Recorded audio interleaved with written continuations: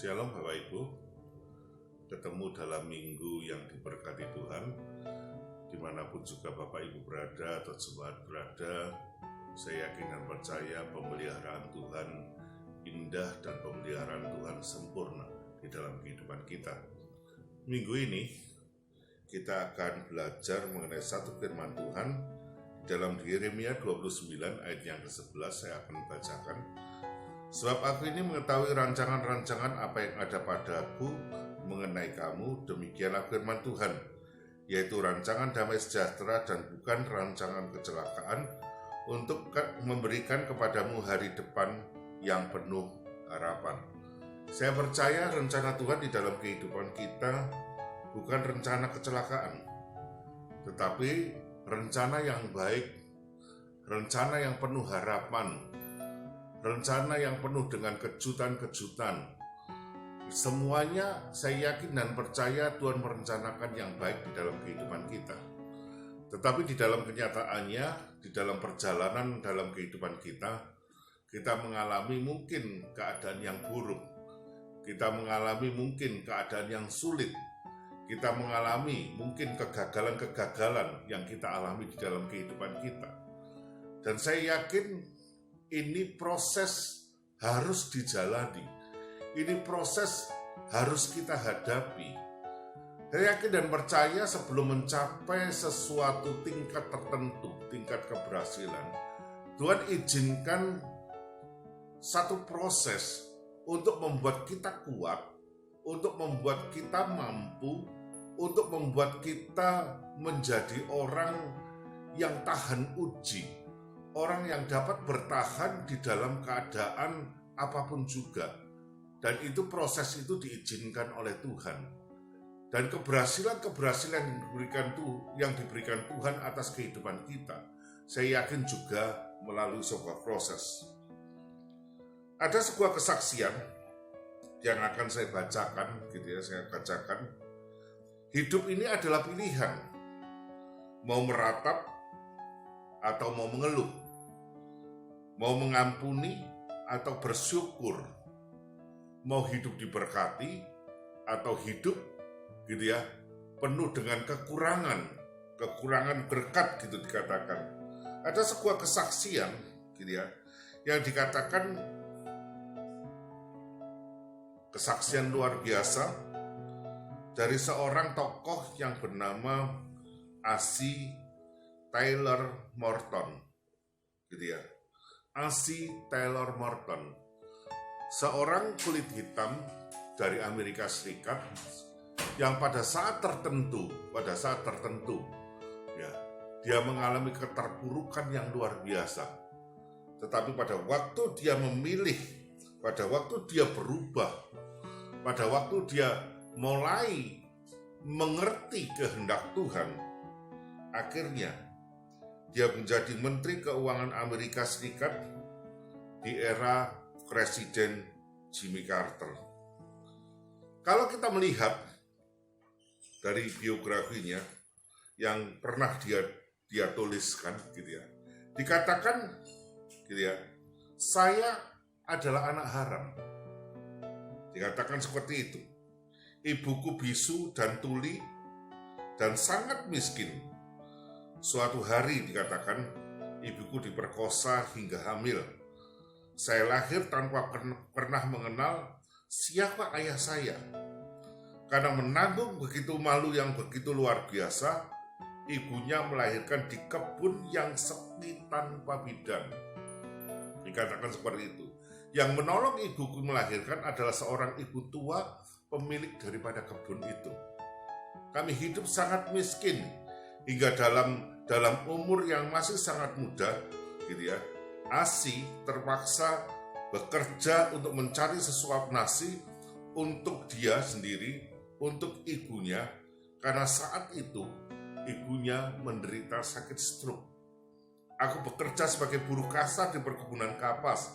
Aku benci dengan keadaan saat itu. Aku kecewa kepada Tuhan saat itu, karena dia tidak adil atas hidupku. Di saat kebanyakan anak-anak muda menikmati hidup yang layak, aku harus bergumul di dalam penderitaan. Suatu hari aku bertemu dengan seorang pendeta. Beliau berkata kepadaku, "Asi, tahukah kamu bahwa hidup ini adalah anugerah? Tuhan memberikan kamu kebebasan memilih, mau tetap mengeluh seperti ini atau bangkit dari kemiskinan. Pilihan itu ada di tanganmu. Perlu kamu tahu bahwa rencana Tuhan atasmu bukan rencana kecelakaan, melainkan hari depan yang penuh dengan harapan." Seperti yang kita baca tadi, Yeremia 29 ayat yang ke-11. Selama bisa memilih, maka pilihlah yang terbaik. Nadanya lirih, penuh dengan makna. Kata-kata pendeta itu membangkitkan semangat Asi untuk berdiri tegak. Dan doa ibu membuat kuat menghadapi tantangan hidup. Akhirnya aku pilih keluar dari rasa kecewa yang tak berguna itu. Singkat cerita, Asi mulai bekerja dengan giat untuk membiayai sekolah dan kehidupan ibunya. Berkat doa ibu serta kerja keras yang ulet, akhirnya Tuhan memberikanku dengan melimpah, aku dapat meraih kesuksesan. Siapa dia? Asi Tyler Morton, Menteri Keuangan Amerika Serikat pada zaman Presiden Jimmy Carter. Bapak Ibu Saudara yang sekasih, Asi seorang miskin, seorang yang kulit hitam, sampai mereka sampai dewasa pun, sampai tua pun tidak tahu siapa bapaknya. Tetapi dia berani keluar dari keterpurukan untuk meninggalkan keterpurukannya, meninggalkan sakit hatinya, meninggalkan kecewanya, mungkin juga meninggalkan berapa puluh pertanyaan yang tidak ada jawabannya, dan Tuhan pun juga tidak menjawab, tetapi dia keluar daripada keterpurukannya dan meraih hari depan yang penuh dengan harapan. Bapak Ibu, Tuhan tidak mempunyai rencana yang jelek atas kehidupan kita. Mungkin kehidupan kita seperti dengan Asi, yang mungkin meskipun punya bapak, kita nggak ngerti, Kita mungkin istilahnya bapak kita maunya sendiri, atau bapak kita bukan bapak yang begitu care atas kehidupan kita. Saya pun juga tidak tahu, Atau bapak yang penuh dengan bapak yang penuh dengan perhatian atas kehidupan, saya nggak ngerti. Tetapi yang terpenting, Bapak di surga tidak pernah meninggalkan kehidupan kita, Satu ayat lagi kalau kita baca, katakan Roma 8 ayat yang ke-28, kita tahu sekarang bahwa Allah turut bekerja dalam segala sesuatu untuk mendatangkan kebaikan bagi mereka yang mengasihi Dia, bagi mereka yang terpanggil sesuai dengan rencana Allah. Dikatakan Allah turut bekerja dalam segala sesuatu. Kata segala sesuatu itu berarti segala perkara, segala persoalanmu, segala yang kamu hadapi, Allah itu turut bekerja.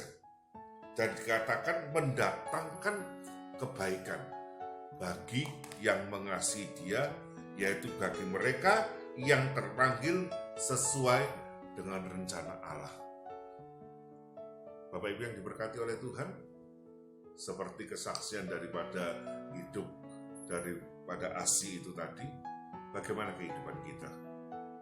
Kehidupan kita adalah pilihan, mau maju atau mau mundur, mau berhasil atau mau gagal, mau sebagai pemenang atau sebagai pecundang, hidup kita ada di tangan kita.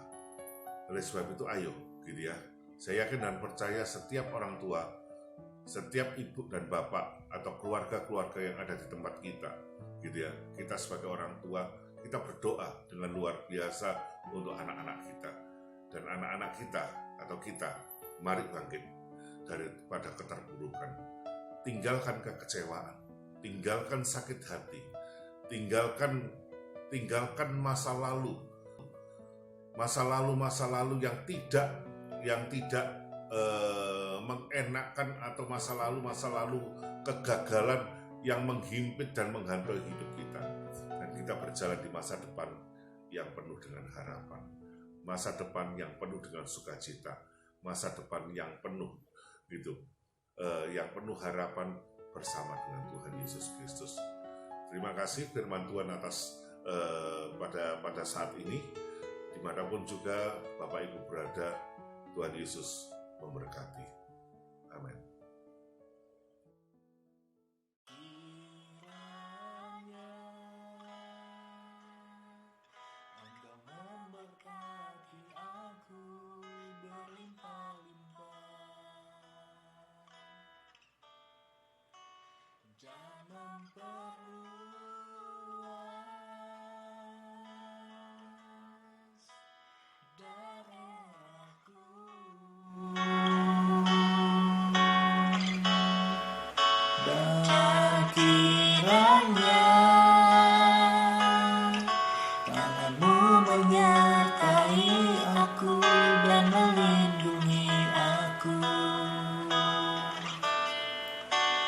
Daripada malapetaka, sehingga kesakitan tidak menimpa aku.